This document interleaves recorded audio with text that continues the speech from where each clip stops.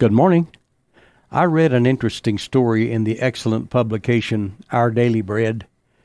The narrative centered around a remarkable person who lived many years ago. In 1891, Biddy Mason was laid to rest in an unmarked grave in Los Angeles. Now, that wasn't unusual for a woman born into slavery. But Biddy wasn't just your average person. She was a remarkable woman who had experienced many accomplishments. After winning her freedom in a court battle in 1856, she combined her nursing skills with wise business decisions, and she made a small fortune. As she observed the plight of immigrants and prisoners, she reached out to them in whatever way she could.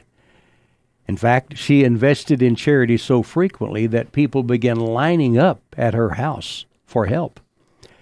In 1872, just 16 years out of slavery, she and her son-in-law financed the founding of the first African Methodist Episcopal Church in Los Angeles. This remarkable woman fleshed out some words the Apostle Paul wrote centuries ago. I showed you that by this kind of hard work we must help the weak, remembering the words the Lord Jesus himself said, "It is more blessed to give than to receive."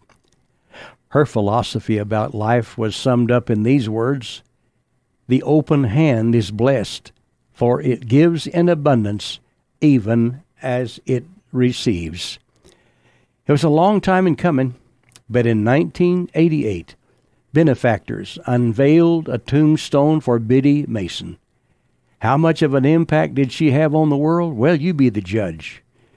In attendance to the unveiling of this memorial was the mayor of Los Angeles. Also, nearly 3,000 members of the little church that had begun in her home over a century earlier attended the celebration of her life. The hand that gave so generously received a rich legacy. When I read this heartwarming story, I couldn't help but think of other stories that have never been told.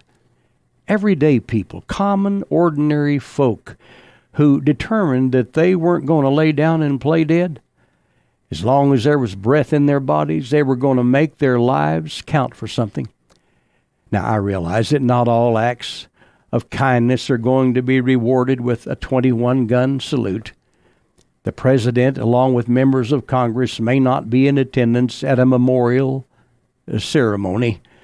But I have often thought of something an elderly friend of mine frequently said. If he said it once, I've heard him say it 100 times. He said, just remember, God keeps the books, and he doesn't miss a thing. I'm Larry Hatfield. Good day.